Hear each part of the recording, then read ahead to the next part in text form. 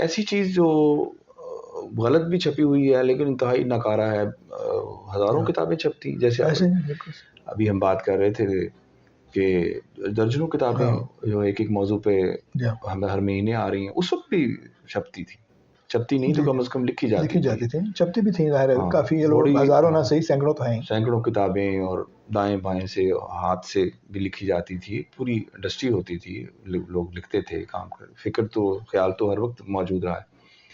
लेकिन अब सवाल ये है कि वो हमारे किस क्वेश्चन को, किस सवाल को, यानी किस काम की तहकीकी सवाल को वो एड्रेस कर रही है। अच्छा, तीसरी चीज़ ये हो सकती है कि वो किताब जो है वो प्रिंटेड भी है, वो मखतूता भी नहीं है, उसकी पढ़त भी आसान है, लेकिन रेयर है, पुरानी है।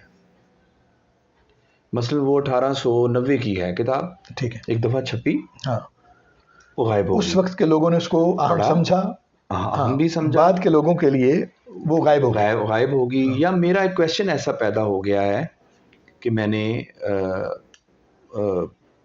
वो किताब दोबारा रीप्रिंट होनी चाहिए।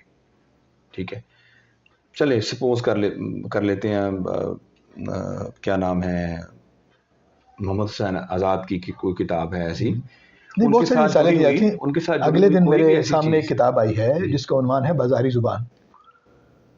बाजारी जुबान पर 100 साल पहले एक किताब लिखी गई है, ठीक है, स्लैंग पर, इसका मतलब जी।